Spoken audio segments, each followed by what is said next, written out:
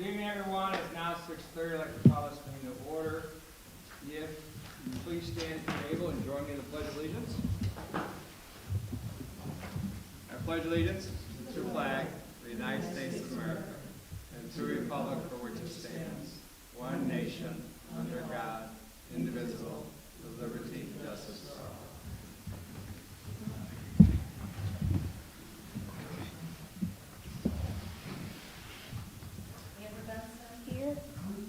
Here.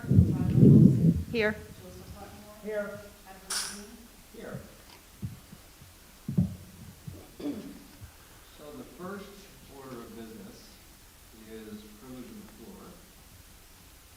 And have we had anybody sign up for privilege of the floor that you're aware of? Mrs. Munson? Thank you so much.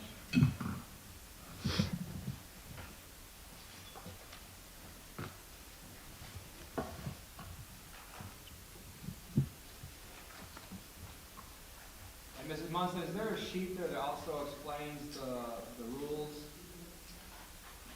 Approve the floor also? Can you bring that up to me also, please? Thank you so much.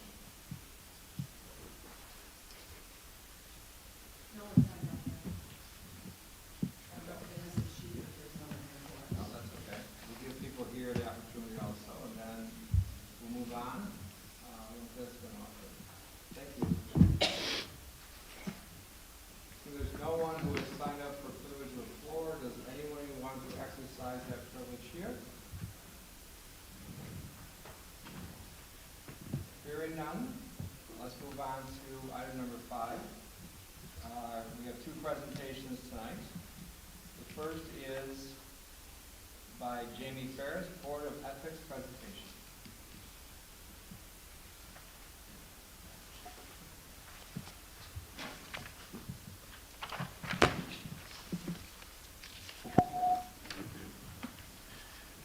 Good evening, ladies and gentlemen of the board. I'm Jamie Ferris, President of the Board of Ethics. In your packets tonight is our offering per instructions of this body for our ethics board to revamp and rewrite the Town Law 18 Code of Ethics. Just to give a recap, we started this process in the spring at the request of this board in an effort to develop recommendations or amendments to Chapter 18. It became apparent during that process that we, in fact, were making so many edits to the structure and content, we were in essence rewriting the existing law.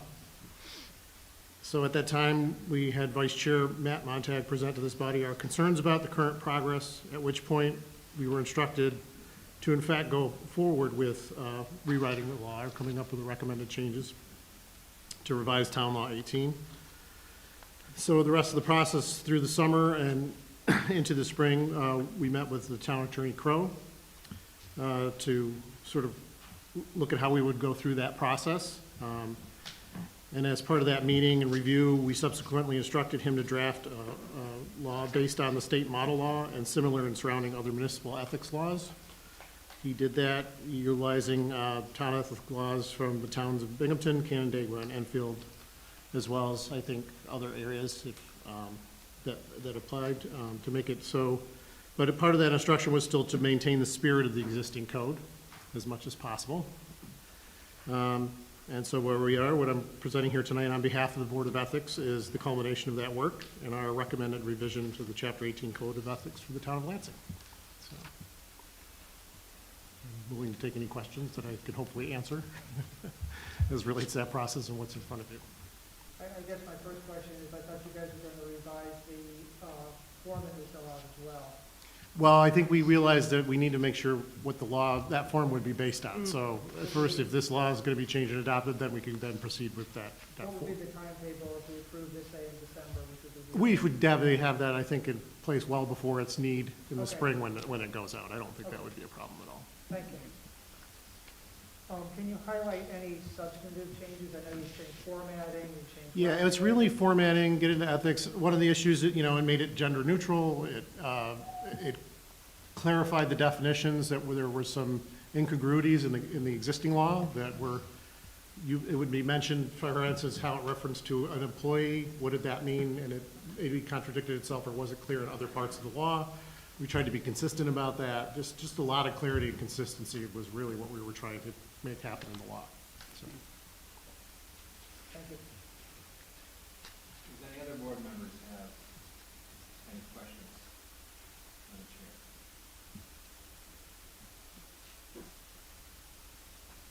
Hearing none, thank you, and thank you for your team. My, I guess, question next is a procedural one, which is, since this is a law, here, do we want to wait until the next board reviews this? No. What do you want to do? What do we vote on today? We can't vote on it tonight. We could set the public hearing tonight. I always got to nudge them. Okay. Just adopt it right now and walk out. Okay, so Done. that is conversation then. Procedural wise, what would you like to do? Now, would you like to set the public hearing in December for the next year? Would you like to wait to let the new board members or the board members elect look at this also now for their input perhaps beforehand? Considering? I think they should have input. And I'm not stalling, but I'm sort of being respectful, that this is probably what they should do in case they see something.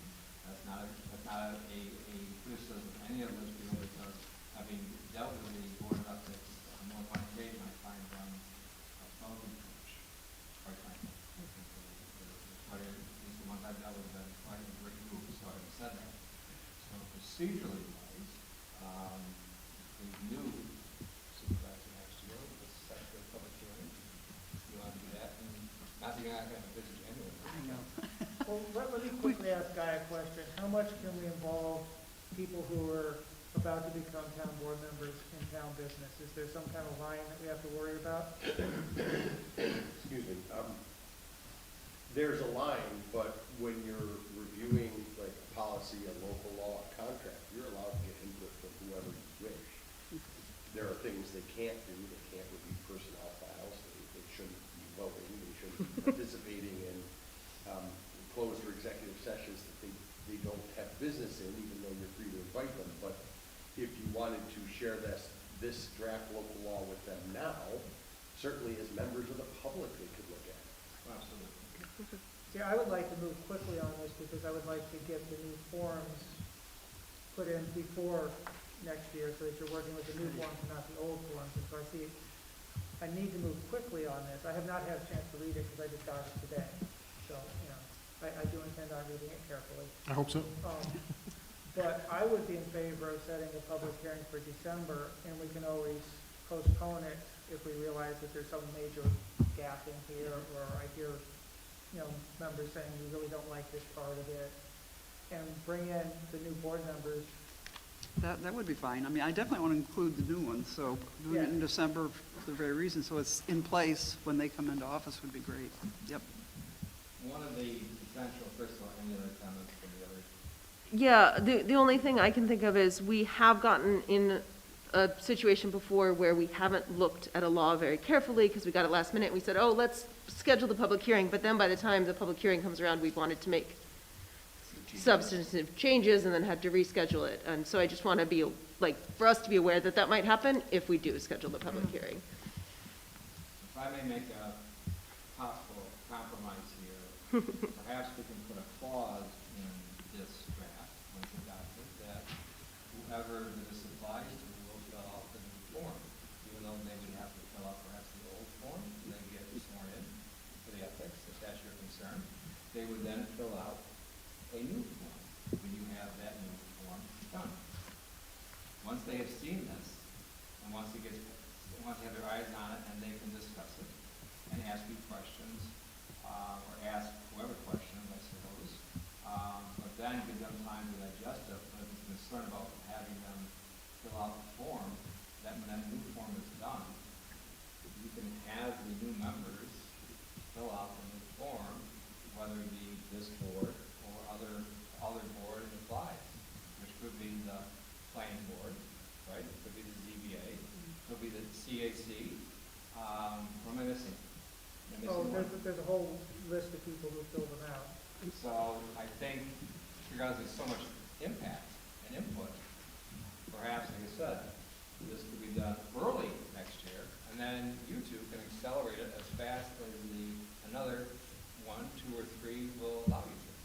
Is there a deadline as to when new officials have to have this done? Have to have the form signed?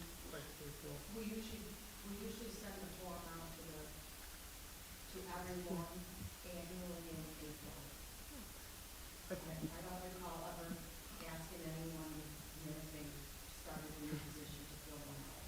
But maybe we did, and I just don't recall it, but it's usually April, so Oh, okay, it's that's, saying it doesn't think it'll take that long.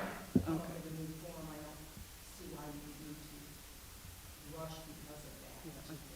okay, I couldn't remember. I didn't know if they had to have it done before they actually go into office or, No, okay, not that I'm aware of. okay. That frees up the time a little bit. I think the ethics law actually says new people who come on board have to fill it out when they come on, and everybody else does it when they go. I don't know. Honestly, I don't know. And we may not even do this by yourself. I have a question though, as far as, can the ethics board work out a new form while you're discussing passing it, so that when it's time, when this thing gets passed in whatever form it is, the form We certainly could do that. I mean, our next meeting is scheduled in January, but we certainly could start the process at that meeting. It's That would be good. no big deal. I mean, so you could do it concurrently. yeah, we could do it concurrently and then run along, and that would be easy to make adjustments based on what may or may not develop as far as this draft that's been put in front of you. I'm not expecting to be huge changes, but I agree with Ron when there may be something that somebody catches and says, oh, this should be different. Sure, absolutely. But that would be easily adaptable, I think, in Yeah. the process of coming up with a form that changes that. Okay. Thank you. Gives us something to do in January. But we can find things for you. Please, Hopefully, hopefully overall you have a very quiet year. yeah, It's like the ZBA, it's a quiet year, it seems things are going well. So where are we then in agreement here? Are we waiting until the new board members are sworn in for their input? In the meantime, it's a public document, you can hand it right to them right now if you like, and look at for their input, and see where that goes. While we're working on that, we can set the public hearing in January for February, or whatever the new board is comfortable doing.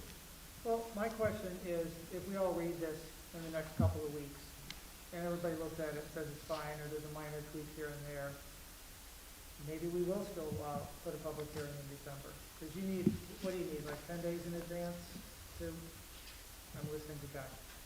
We need ballpark rule, 5 days notice, plus whatever the non-local newspaper that's digital requires for advanced publication, which is usually 3 days. Plus Debbie needs time to like fit it into Get her it done, office yeah, 10 schedule. days is a good rule of thumb.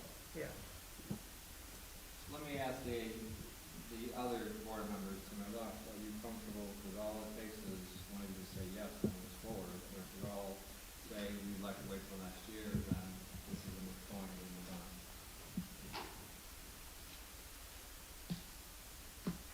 In what regard? I'd like the board members that were just elected to be aware of all this, first of all. And then, I don't know if we need a public hearing right now. Well, for a local law, you would. So there's a time frame anyways. Ellen? I'm inclined to say let's schedule the public hearing for December and look through this, and if we say, you know what, there's a couple changes that would change it, we just Push it off. push it off, and then kind of defer to the two of you who are going to be managing with the new folks in the next year, and make sure that they've had a chance to look at it and give any input. Because they're gonna have to do a lot in the beginning, anyway. So correct me if I'm wrong, if you set a public hearing, you can postpone it? Yeah, you can cancel it or renotice it for a different date, yes. And how much time do you have to give when you cancel? You can cancel it at the meeting when it's scheduled. That's usually not,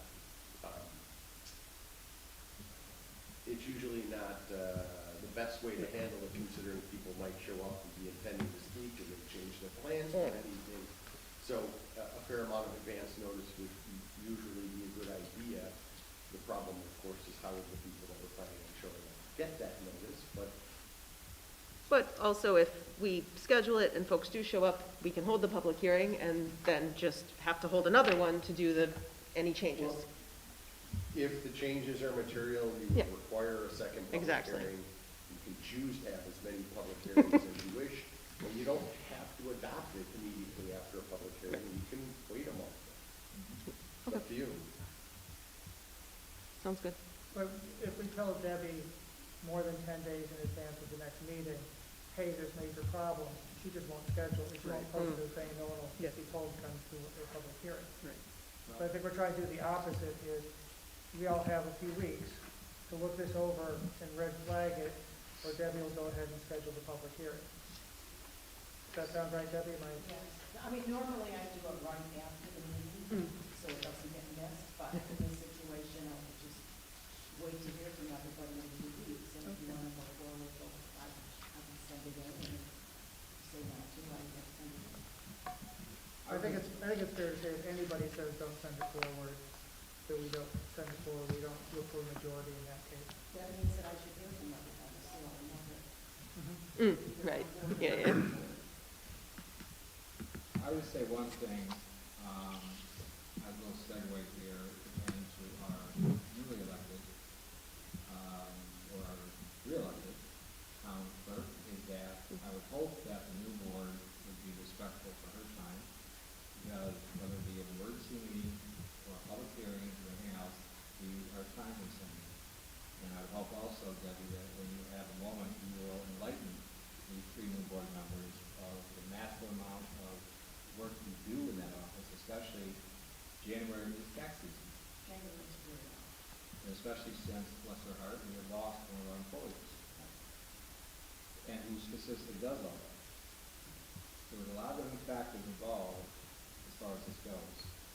So I hope they will be respectful to all the time that goes in and what time of the year it is also, because there are a lot of different dynamics going on here. It might be an excellent time, not to tell you how to run your life, because you won't let me, is that you would enlighten them also that this is our busy season, right? Busy season, as opposed to busy season. Okay. All right. Let's move on then. Thank you, sir. So I should be Yeah. ready to, I'll have it ready to step in, and everyone will probably know 2 weeks, they want to. Seems reasonable. Yeah, and we'll make sure that the new board members have looked it over and get their opinion as well. Thank you very much. Thanks. Thank you. They will get their opinions as citizens, Yeah. Yeah, precisely. unless it's Do you plan to vote on it at the December meeting? I will be a hard no already. I'd want to at least hear the public comment before I could answer that. Well, the reason I'm asking is, we ran into, I don't know if it was last year or the year before, passing two local laws in December. By the time we sent them in pretty much right away, but by the time they got there and they got processed, it was in January. And then the state couldn't accept them, so we had to go back and do a renumbering of them. Would it be easier to, January, so we kind of have it in our mind that passing laws in December is could be a little bit of a problem. That's good to know. yeah, That, I mean, that was a whole lot of extra work. Yeah, And they sent it back and said, this isn't Oh, a law, we go along. So that is one thing to keep in mind. I think our meeting is December 20th. Oh, yeah. Which is pretty close to the end of the month. And I think that's a really strong message that we maybe can't not pass a it. good idea Yeah, to we'll do pass it in January. December. That's a really strong argument for not passing it in December.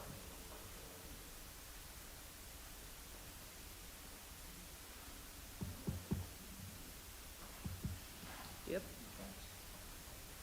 Well, if you're not gonna pass it in December, you still wanna hold a public hearing in December. Yeah, because I don't want to push it into January where we've got all this other stuff. It could just be another thing on the consent agenda as opposed to, Right. Well, I'll let you figure that out. 5B, county resource hub presentation. So my new friend, I'll test our friendship already, I mispronounced your first name, is Mona Lisa? Yep. Oh my goodness, we're Good going job. to the next level. Melissa Smiley will give us a presentation. And everybody already has one of the flyers from her. So, good evening. Thanks for having me, and thank you, Ruth, for reaching out to me. So my name is Mona Lita Smiley. I am the project director for the Community Justice Center under the Reimagining Public Safety Initiative, which is the collaboration between the City of Ithaca and Tompkins County. We have about 18 or 19 plans, and one of them is to take a look at alternative response and wraparound services. So we've piloted something called community resource hubs. Right now, we have one in Enfield every Wednesday from 12 to 2, and one in Groton from 12 to 2 on Tuesdays.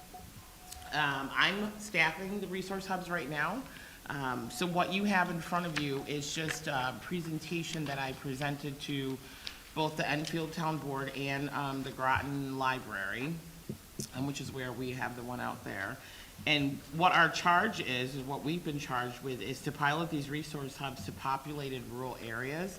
So what we're doing is we're looking at bringing some of the resources that are available in the city of Ithaca out to the rural areas, so that they have the same services available to them that the inner city communities have.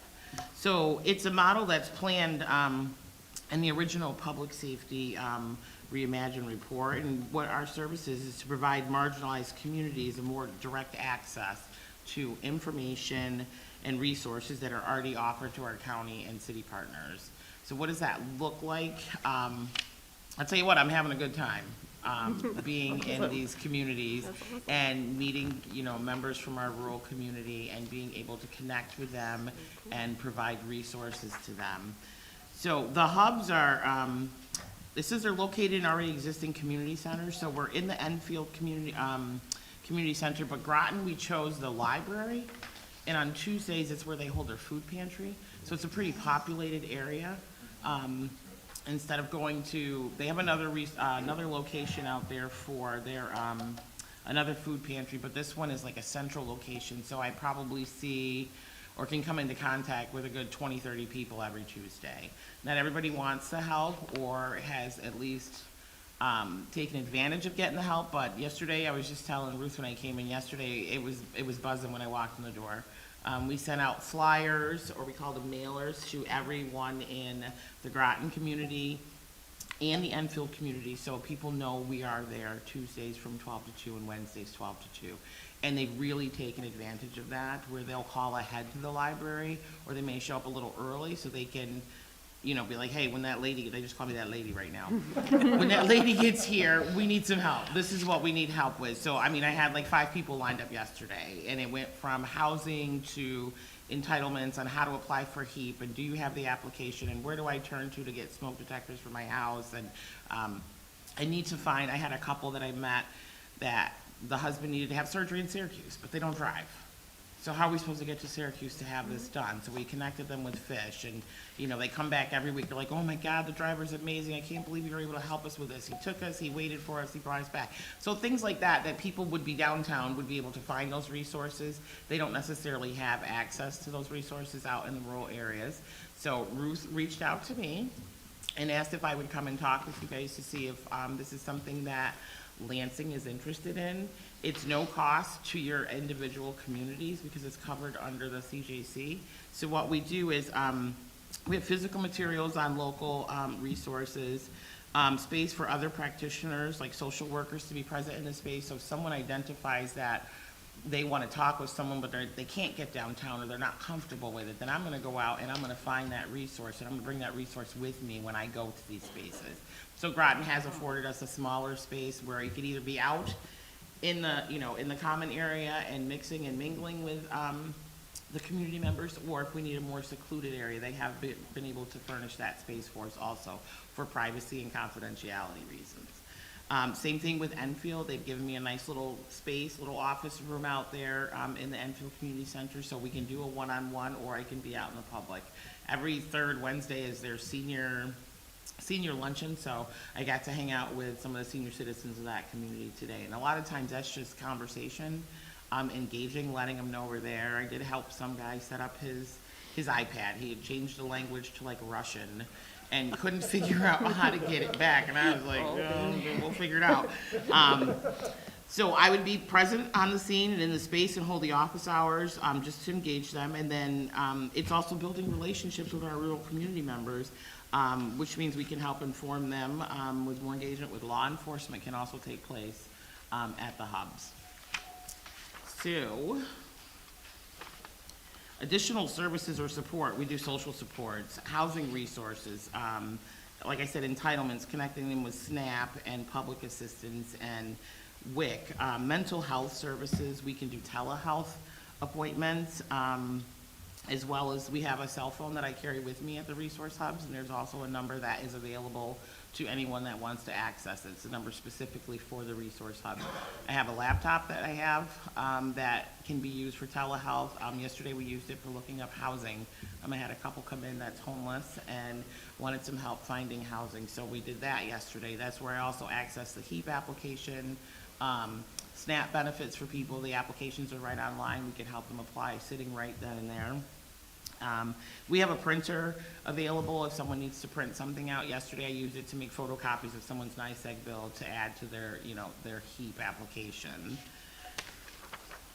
And then we have the budget for the technology and the supplies and the physical materials. So I was telling Ruth before we got the meeting got called to order this evening, in order to get this information out, this is something that Lansing is interested in doing, and in order to get the information out about the hub, the CJC would cover the cost of all the mailers that would go out to every resident in Lansing and let them know that this service is available, which would include a location, which would be a location of your choice, the location, the hours, what the services are, and our communications director, Dominic Riccio, he's the one that puts that information together. He has access to, the population of Lansing and how to get that information out to people. So that's it.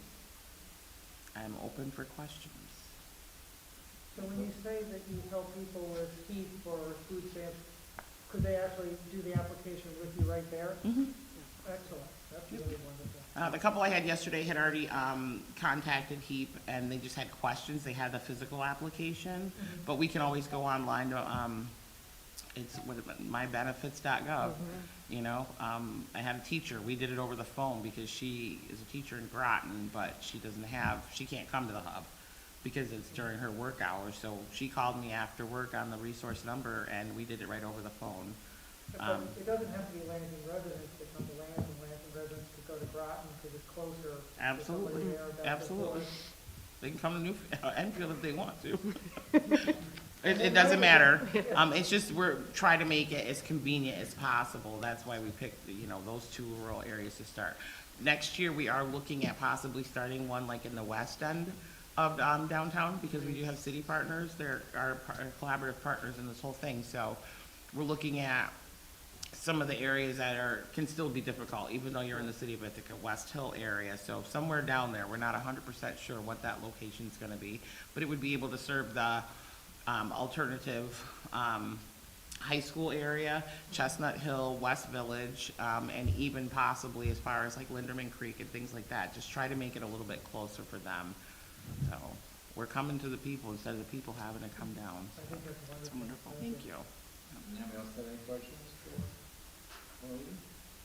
for Maureen? Not directly a question. I think this sounds fantastic, and as I think about where in Lansing could be a good place to do it, one of the places I think of that I think should be considered is actually somewhere near all of the apartments in the village, because if you're out more rurally, you do have a vehicle or some way of transportation, but many people in those apartments are on the bus line. I actually already talked to Ronnie Hardaway. Yeah, to see yeah. if he would be interested, and we were thinking about maybe alternating, like 1 week down in the village, Uh-huh. and then 1 week, the next week up here or something. So I've already started that Okay, conversation. yeah, with yeah, him. But just, yeah. I think that this is fantastic. Any other questions? I do. Just to educate myself, the place you're looking for, would it have to be a municipal building, or could it be a private building? It could be a private building. Okay. Ruth and I were talking, I mean, the one thing that both the Enfield Center, our community center, and the library offer is Wi-Fi. But if you have a location that doesn't have Wi-Fi, then that's something that I'll figure out. I can talk with, our IT people on how we get that computer. We can use the hotspot from the cell phone. I mean, where there's a will, there's a way. And you mentioned doing it near a food pantry, which is the rink, right? It's I already assume populated. they- I mean, that's like almost a guarantee, Yeah. have contact with some community members there, yeah.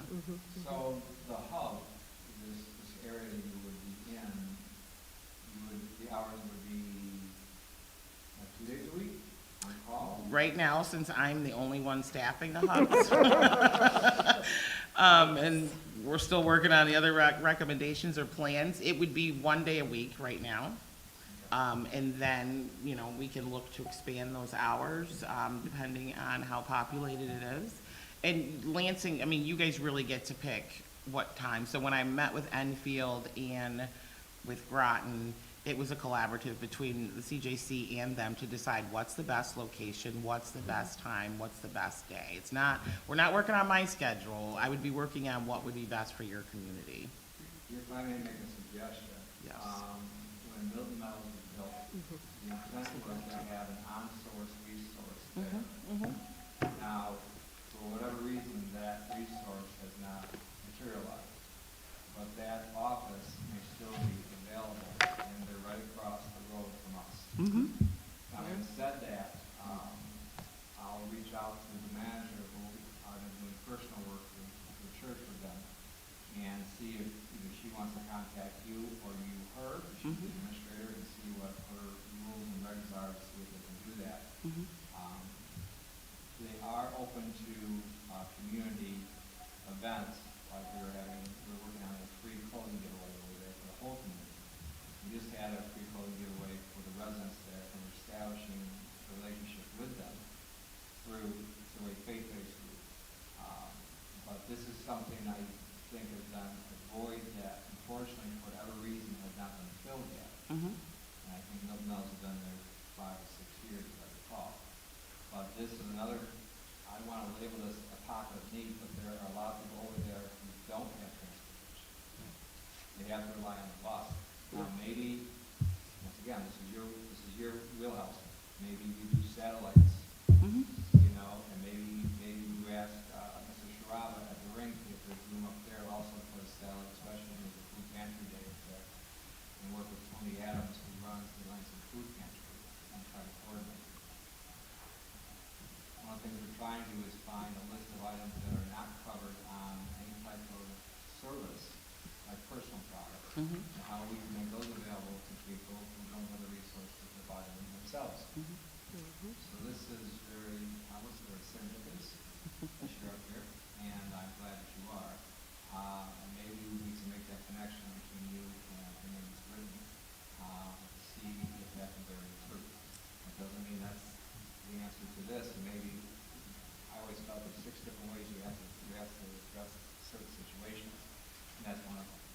On that, because according to our previous plan, I think it was 13% of Lansing residents are below the power level. And they're out there. But a lot of people are not very good at it. Do you have my email also? I do that. Okay.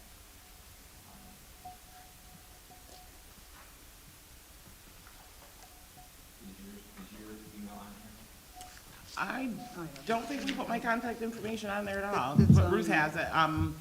I think you're all actually in the email that, her exchange, so yeah, I can find you on there. Yeah, that's what I was thinking. I mean, I'll be Yeah. pivoting here a little bit from this chair, and about another month or so, she'll be sitting in this chair, but it doesn't mean that we still can't talk. I'll just be in a different role, Absolutely. I'll be more private, not public. Okay. Thank you. Yeah, we're all on that email that went out yesterday. Okay, perfect. But you might want to get new information for Ed, because in a month he's not going to have his own email address. I'll share my private email with you. Okay, that's fine. And you guys can feel free to reach out to me at any time with any questions or suggestions or concerns that you have. Wonderful. Thank Yes. you. Email this presentation, and I'll put it right in the minutes. Absolutely. And I'm on the Okay, I'll send it to the whole group so that Yep, everyone has it. that'll work. That's beautiful, thank you. Thank you, You're welcome, thank you for having me. thank Have a you. good evening. Thanks for everything. I'm looking forward to this getting set up. I think it's a really great Yeah. that you're coming out to the real community. It's fun, I'm gonna tell you, it's right up my alley, That's the so, best way to do it. have a good night. Thank you. Oh, I didn't do my test of 1, 2, 3. Every side. Okay, well, I have backup for this one. Okay, moving on. Item 6, in your packet, resolutions. Resolution approving the special district's budget and town budget for fiscal year 2024. And that's as of the revisions we did at our last meeting. Yes. Unless there's something new. I'm just making sure that I know which one we're passing. Right. I'll move It's in it, the packet. and we can start discussion. Yeah, it's the one I believe that we talked about, the different ones with the consultant and not doing the $100,000 for the, Right. right, all that things, that nothing's changed, Mary Ellen, since our conversation. Oh, okay, okay. No, it's always good to ask those questions, I'd rather be The thorough. changes that we're talking about were put in. Yes, Okay. yes, I'm just making sure I understand which budget we're talking about, so that I'm clear. I will move it. Okay, I'll second. okay, we do have one thing to say. Joe moved, right? Yeah. And I see there was a minor typo, Yes, so I just was gonna point that out, there was a minor typo on number 4. So that will be correct, that's. yeah, yeah. Okay. Manually corrected, it will be correct. Are you all set, Mrs. Miller? Any further discussion?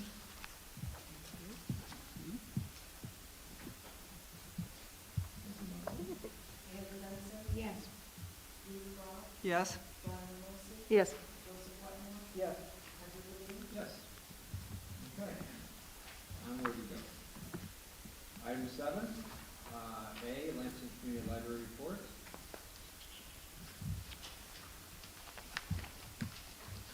It's in your packet. And so is the Lansing Youth Service Report. And when the bundle was together, is there anything you want to add to that? You know, everybody's been busy, everybody's happy. Being happy, good combination. Okay, wonderful. Okay, 7C, Tompkins County Legislative Report from Mike Sigler. Hi, Mike. Hey.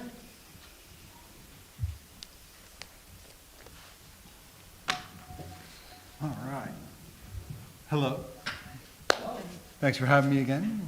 I'd like to thank Dominic Recchio right from the start. He's the county communications director, and his reports I draw very liberally from. And first, I want to congratulate Ruth Groff on winning the town supervisor Thank you. race. Thank you. And no problem. And I want to congratulate Christine Montag and Lori Hemmings on both being elected to the town board. So very exciting for the new year. I do look forward to working with you all. At the county, we did pass a budget, which is always exciting. We adopted the 2024 budget, and we adopted the 2024 to 2028 capital program. The vote was 13-1, despite me and a few others advocating for a zero tax levy increase. That was actually why Greg Mezzi voted against it. The compromise was a tax levy growth of 2%. That equaled about a $50 increase to the county tax of a median priced home of $249,000, which is now the median price of a home in this county. So how much was that for 249,000? It's gonna go up about 50 bucks. Yeah. But your tax rate does go down a lot, so that tells you something about the assessments. Basically, the assessments have gone up that much, that the tax rate can go down that much. Total of $53,445,000 will be leveled from property taxes to support the 2024 Tompkins County budget. If you want to see more, you can go right to the website and you can pull up the budget book, and that'll tell you a lot about the budget. We did fund a couple of really kind of very good things. Early intervention is always a big thing for me. I think if you catch it early with children, it saves you so much money in the long run. And really makes for a functional adult. I had personal experience with this, so what I didn't want to see happen was we go in and we just hire more people to kind of casework it. We actually needed people to do the services, so that's what these 4 positions are. One's a speech therapist, and the 3 other positions are people that are actually working with the children, because we do have a wait list on that. Also, our rapid medical response unit, where this kicks that off. We have that partially funded, and we can get that up and running, and then we can see what the buy-in from the towns is, and if there isn't, I think we're gonna do it as a county anyway, because it's that important. That's at least my hope from the county, and that's what I would be pushing for, so. We also passed a resolution about the Cargill salt mine. So I and 2 others voted against this measure. This was much less strident than where we began, which was like a full closure of the salt mine. What it ended up was folks want a full environmental review of the salt mine. They'd like a bigger bond than what's in place right now. And they want a mine closure plan, which I tried to explain to them they do every 3 years, but they want another one. So we'll see where we get to from this. I did take about 20 minutes to explain about the mine, because it doesn't seem like a lot of people have all the information about the mine, even kind of where it's located, about how deep it is. They tend to compare it to other mines that aren't really, it's more of an apples to oranges kind of situation. You know, I've been called a cheerleader for Cargill. I don't really consider it a cheerleader to use the actual facts and saying, you know, this is a company that's been here for half a century. Certainly has given a lot to our town, has given a lot, frankly, to the county. There's a lot of places you go in the county that have the Cargill brand on it because they've given money to, you know, the Science Center, for example. So there is some fear out there for some reason that there's some kind of hydronic link between the lake and the salt mine. I keep trying to dispel that notion, but it persists. I do want to say that it does provide 350 jobs, people you know. And that's not just 350 people working in the mine, that's 350 families. A lot of those kids are in school right here in Lansing. It's $170 million a year in economic activity. It also makes the salt a lot less expensive around here, because trucking is always the big expense. And I am told it also pays $400,000 a year in school taxes, which is not a small amount of money. And I'm sure, I don't know how much it pays the town, but I'm sure it's up there. 160. One what? Huh? 70% approximately where it's There you go. So that's a nice chunk of change. Right. And, you know, I will say for CLEAN, which is the activist group, they are unequivocal. They would like the mine closed. They have called this the worst company in the world. So I'm a little concerned that we have county legislators and some state legislators actually kind of pairing themselves with CLEAN. I hope that they will kind of look deeper into the issue and maybe even call the mine and actually ask some questions. But so far, I don't know how far they've gone with that. On another thing, the legislature, we passed a resolution accepting the Home Together Tompkins Plan. This was produced by the Ithaca Tompkins County Continuum of Care. This is just an acceptance of the report. This is not an adoption of the report, which is good because there's a lot of things in there that we are not prepared to do. Like, it calls in there for like 100 units of housing, which the county does not build housing yet. I'm not saying we never will, but we are not prepared to do that. But there's a call for other things like a shelter and other things that the county has certainly looked at in the past and will be looking at in the future, I'm sure. So it's a good plan because it at least gets this thing out in the open again, this homeless situation that we have in the county. And it's just something, there will be news eventually of what's going to happen here. I know the city was debating this, actually, they're debating it right now, their homeless encampment site downtown, so we'll see what comes out of their meeting tonight, and then I know the county will have some news on that going forward. That's it. I do want to thank the middle school, great performance of the musical Honk, which I thought was hilarious, and I saw someone's grandkids in it, they were the stars, so that was exciting, and that's about it, so thanks. Oh, Christmas tree lighting, December 2nd. I'm looking forward to the Christmas tree lighting on December 2nd. And I did it better. No. Any questions for? Oh, also in the budget, that parks thing that I do every year, it actually passed again, shockingly. So that could be $5,000 for parks. You know, you get in on that. Just saying. I think the deal went the other way. Well, maybe if you invite me to the town luncheon for Christmas, I'll. You're always welcome. And that's it for my report. Questions, answers? Comment? Anything? Sadly, Michael, you must go. All right, and I will be back for the December meeting, because that way I get to say my goodbyes to certain people, so. All right. Yeah, we're not expecting a funeral. Unless he bails and goes to Florida early or something. He doesn't have to go, he can stay for the meeting if you want. That's true. Well, yeah, I know, we'll see what's on here. I'll stay for the Parks report. You don't want to give the parks report? No. Are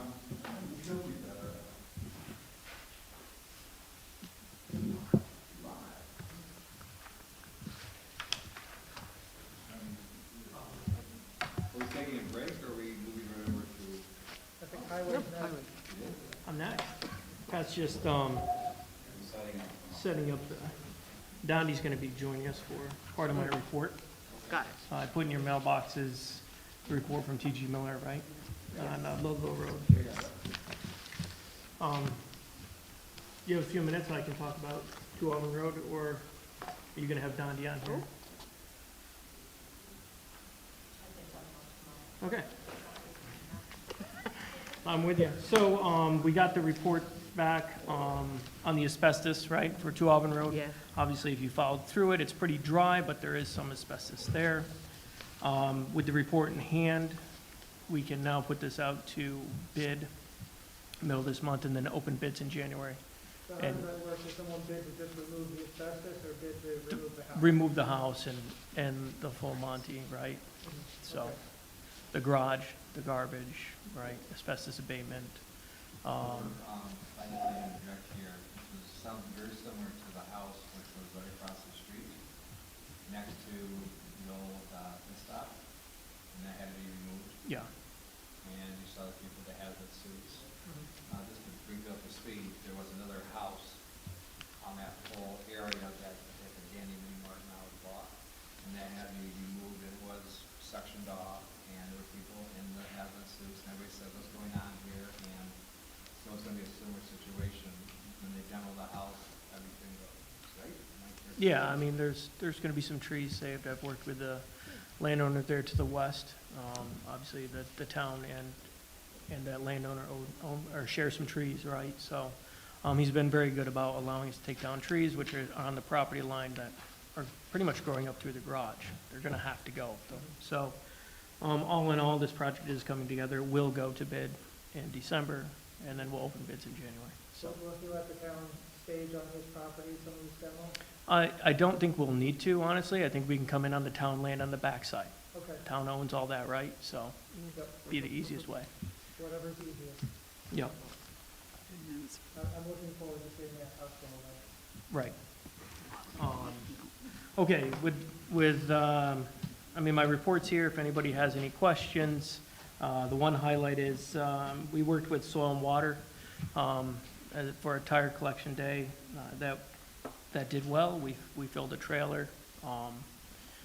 Soil and Water had 5 people there from their agency. It was a decent turnout, I think, but it's the first time it's come back around to the county in some time. But I think it's a good thing, so. Soil and Water paid for the removal of them. Obviously, it's $2 a tire, but it's good, so.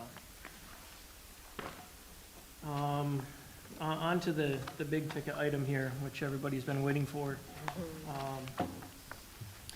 Just to give a little bit of information here, to bring the board back up to speed.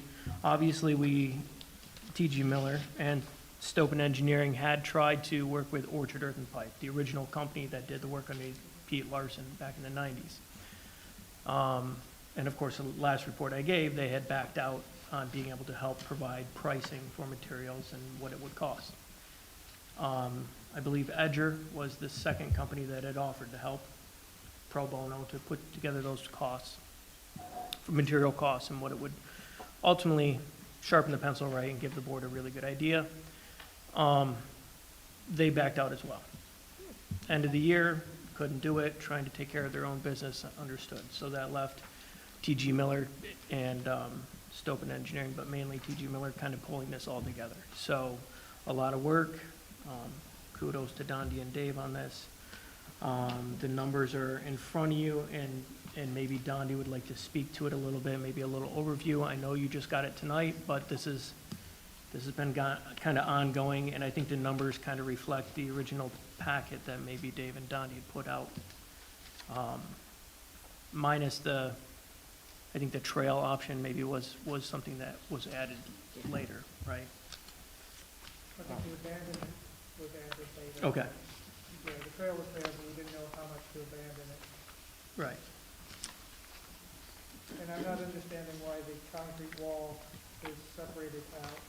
That was my question. So we separated, Don, do you want to go with that for our discussion? Yeah, so after we kind of looked at all three options again, we refigured a little bit on the comparison of costs. Since our last report, there's been quite a bit of investigation work out there, some surveying, and better understanding of the current conditions. So I think the best way to kind of portray what we're working with is summarizing the three costs for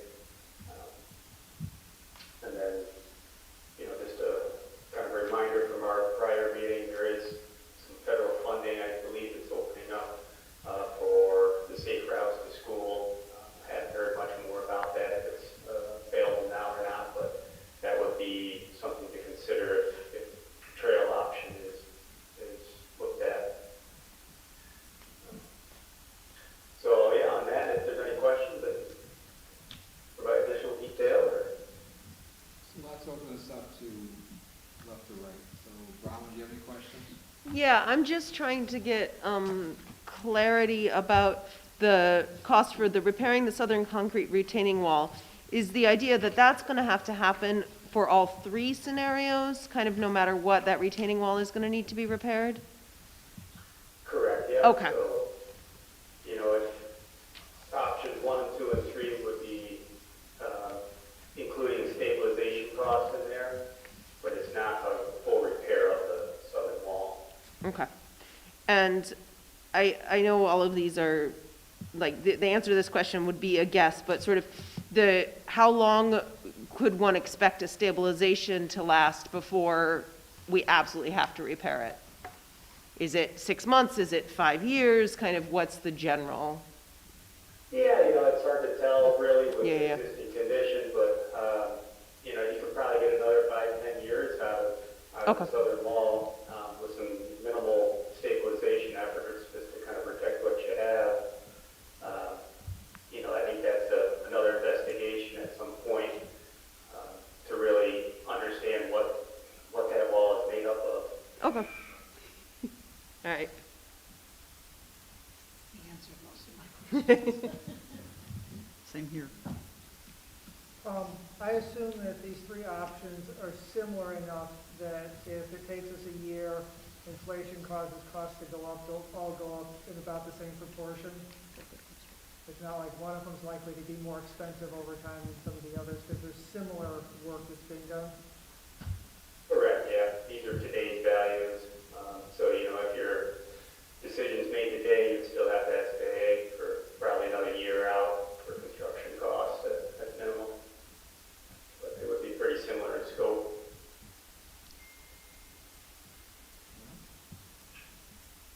Joe? No, I'm good. So let me recircle back so I understand. That repair of the south concrete retaining wall, will that happen regardless of which option is chosen? Yes. At some point, it needs to be addressed, correct? So realistically, whatever option there is, 1, 2, or 3, that repair of the south concrete retaining wall, that 500,076 needs to be added to each of these options, and that's what the real cost is for those. Is that correct? Correct, and the time frame of that southern wall could be delayed a little bit if need be. But I wouldn't delay much. Right, Dondi, I mean, the main reason we broke that out is because that's specific to that wall. I mean, that's a massive wall there across from Tommy Ellis's and where Mr. Lippert used to live, right? And we just wanted to really show that we're kind of uncertain what that's made of. 2, that we know the drainage isn't working. 3, we know the toe has been stressed, damaged, eroded. And that's just, we wanted that number to really show that wall and the cost. So that's why we had the discussion prior to this.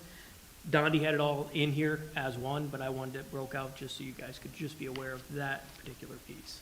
So is this going to be will this be the first step that would happen, is that you repair the south concrete retaining wall before you move on to the other 3 options and choose which one?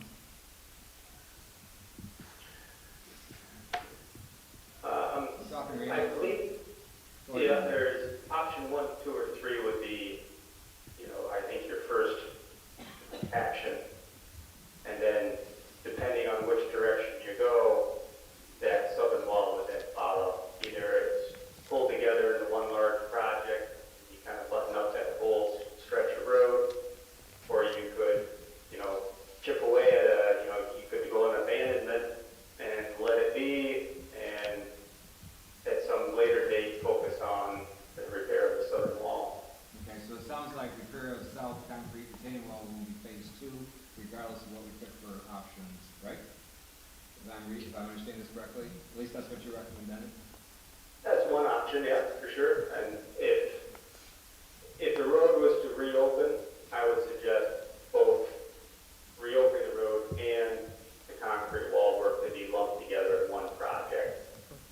You know, at that point, it's probably, you know, bonding, it's funding, however that's addressed. Well, that'll be up to the new board, but if they decide to go down that route. So it sounds like option 3, abandonment, that could be done in phases, but it sounds like option 1 and 2 would be done concurrently, not consecutively. Yes, that would be a good way of looking at it. All right, so if you pick number 1, you're gonna add a repair to that. This is reality, okay? Number 2, the same thing with that, and looks like 270,000 difference between reopening and convert to a trail. I'll let you go from the open conclusions. And then 3 with the abandonment, that means no one can use it, right? Unless you, right? If you abandon it and then you can come back and repair it later. It sounds like, in my opinion, when, not if, you want to do this and how much you want to spend on it.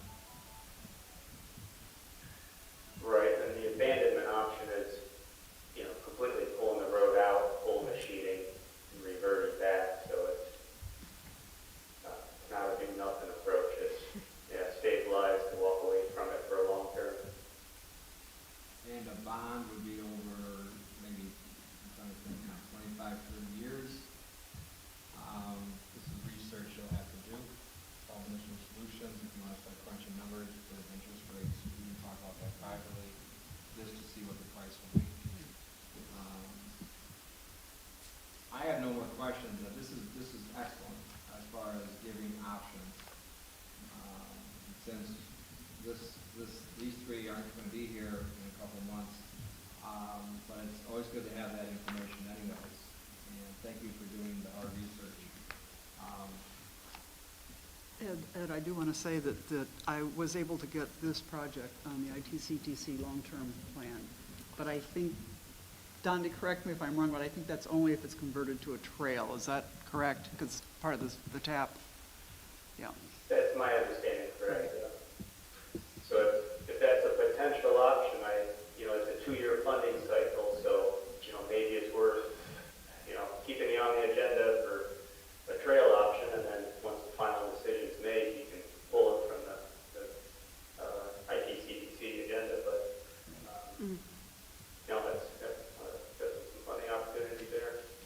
So since you mentioned that, how much economic pressure would be relieved?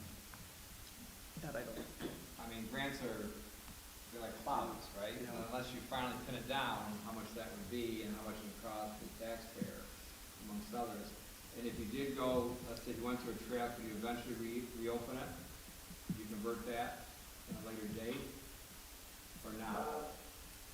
With the option presented, it was really narrowing it down to a trail, 1 lane only. Okay. So it wouldn't be, it would take quite a bit more work to open it up to 2 lanes of traffic again. So when you say reopening, it's a 1-lane access for emergency vehicles, or what would you use it for as 1 lane? It would be a trail, it's your primary use, but it would be accessible for a maintenance vehicle to get down there to maintain the trail, to Okay. emergency vehicles, so it's, Okay, maybe I didn't clarify myself. Let me move up to reopen the trail to vehicular traffic. Would that be 2 lanes? correct, yep. Okay, thank you. No, I'm sorry, I should have said that first. Okay. So I've got a question now based on what Ed was saying. If we made it a trail, are we creating a turnaround for the fire trucks, or would they be able to use that trail to move through as an emergency vehicle? There would still be a turnaround built in the cost for option 2, the trail. Okay. But, the trail would be able to support a smaller vehicle, probably not a fire truck, but, your maintenance vehicles. And I assume, Mikey, we want to be able to have a small pickup truck or something, be able to go through there to do small work, maybe a backhoe to come in and clean something out or something like that. Sure. Yep. Well, I think it's also important to have the highway superintendent's input on what might be feasible and what not be feasible, like we did with Doug Road. Okay. I have no more questions. Does anybody else have questions? I'm just cranking out percents.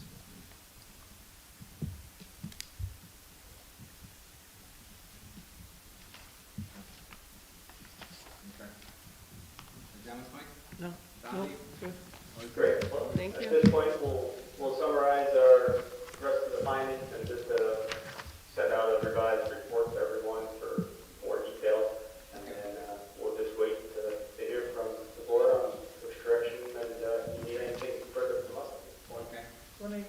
quick question. Is there any reason why we can't share this with the Leadville residents, who I know are very interested in it? How about everyone? Yeah, Since they're gonna be footing the bill. Yeah. Half, right? Yeah, About everyone? okay. I've seen Guy frown, so, No, I don't see any issue with that. okay. Yeah, well, we will have a report that will, address more detail of each of the options. So, it's up to the board. If you want to share what we have now, that's fine. And we'll have additional information with the report that will help explain it. So, it could, That sounds better. When do you think you'll have that to us? hopefully end of the week, first part of next week. That sounds like it's worth waiting for. Yeah. So realistically, one more question. Realistically, whatever about the process, is this 2 years from now that an action will be taken because of all the process it has to go through? Is it a year from now? I'm looking at a timeline. I'm not gonna hold your feet to the fire, but, there is a certain process this is gonna go through. Obviously, if this is a bond, people like to know how much, their liability is, and if it goes to referendum, or how that works. Does it follow the same situation as the highway department building? Those are all good questions that people need to have answers for. Is this 2 years from now? Realistically? Is it 3 weeks from now? Probably not. Safe to say, right? We could answer that quicker if you could come up with a $1.5 million, $2 million check. Well, we might be working on it. Well, I'm just wondering what the timeline is from the research to the bids to everything else. It may be a 2 year, like I said, I'm not pushing this down, I just want to see what the reality is on this. Yeah, you're probably pushing a year and a half, to 2 years to get to construction. Depending on, the time to make a decision, to line up financing, and then move forward with the final design. There's quite a bit of effort there, and then getting a contractor bid and award. You're all of a year plus to get to construction. It appears as though something has to be done. Like doing nothing is not an option. Exactly, where it's, you could do nothing and let it sit there as is, a little bit of a safety issue, but that southern wall is where I have concern of not addressing that in the near term for its access to those residents. Okay. Any other questions for Donnie? Comments? Thank you. If not, thank you, Donnie. Thank you, Dondi. You're welcome. Take care. You too. Okay.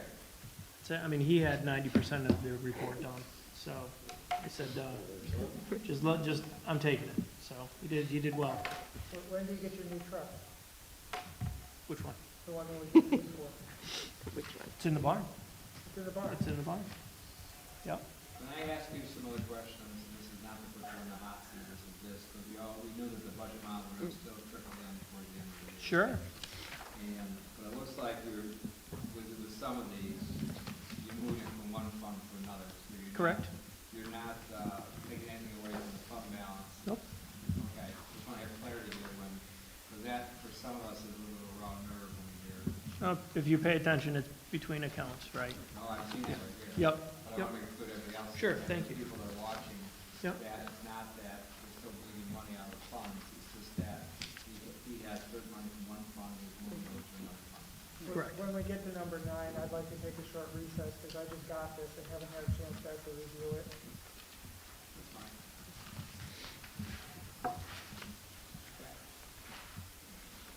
Anything else, my friend? No. Thank you. You have something else we'll talk about later, right? Yes. Yep.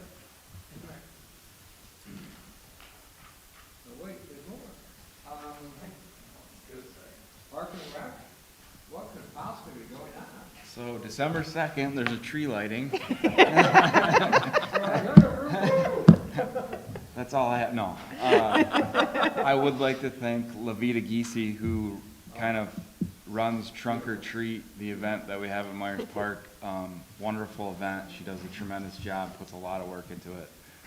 Very appreciative, and we served over 1,000 kids, so great event. Awesome. Is that growing? Yes, it is. And I imagine it'll just keep growing, if I had to guess. What a great idea. And Yeah, I just want to say, when I'm doing trick or treating on the commons, it's like 600 or 700 pieces of candy I give out, so. Yeah. A lot of them go downtown. Yeah. and that. yeah, no, it's awesome. Any So- questions with that? What season are we coming into now? Basketball, Joe. So you'll see those trickling in. Yeah. No, they come in big. Basketball, horse riding, whatever else is in my report, there's a few of them, so. How are the programs? Good. Numbers are still good. Lots of participation, so wish our basketball numbers were a little better, but not too bad. Okay. Any questions with that? Yeah, the heating situation, how are things? Yes, we met, I met with Tatum Engineering yesterday. We went through the building. He's gonna finalize his report. Okay. Hopefully by the end of the year, and we'll see what happens. Basically, the main issue within the building is the controls. So, Okay. after talking with him yesterday, we think we may just put out to bid or, get some quotes on just redoing the controls for the building. That seems to be our biggest issue. That So, sounds it's, promising. yeah, it's a little better news than total replacement, but I think he's gonna come to us with options to maybe do, several other heating and cooling options. We'll see. Cool. So, yeah, it's very productive. Any- Thank you for doing that, Pat. Yeah. Yes, we may ask you to stay for a while. Oh, goody. It's Okay. always nice to be wanted. Yes, that's true. When we take a break, we need to chat with you. Okay? You got it. Thank you. Okay. John? Easy breezy. My report's on file, nothing exciting. Here to answer questions. Okay. Floor is open, if anybody wants to ask, fire away. Ask away.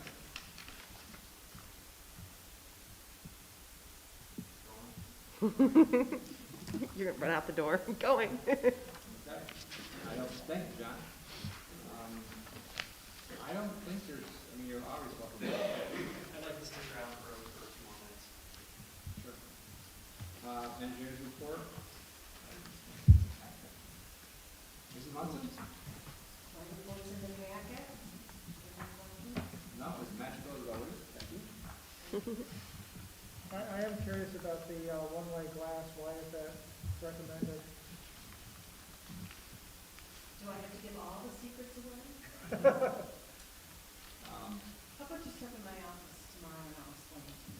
That's fine. Honestly, Yeah. it's for security purposes, so don't really want to broadcast that. That's fine, I'll step in here, I'll stop by at some Or point. tonight or whenever. Well, I'll talk with, yeah, Stop in and I'll explain how it works. that works, thank you. I'm super cute. Okay. We're up to the consent agenda. Mrs. Munson, you have the helm. Okay.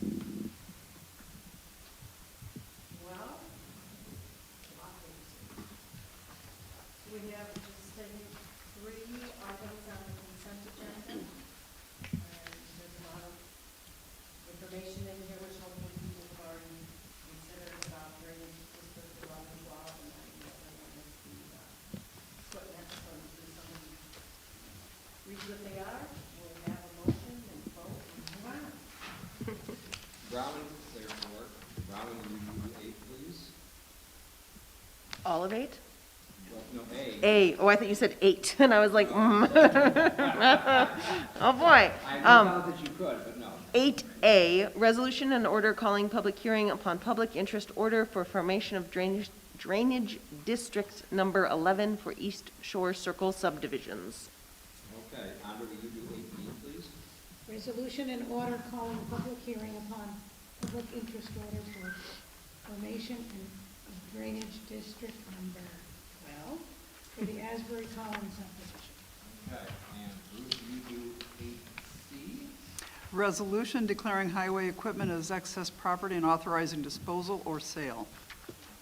I'll move the consent agenda. I'll second. Okay. Andrew Benson, Yes. Judy Cross, Yes. Ron Wilson, Yes. Joseph Whitmore, Yes. Henry Lee. Yes. Upon request of one of our town board members, we'd like to take a short recess. I will turn the machine off now, and we'll see everybody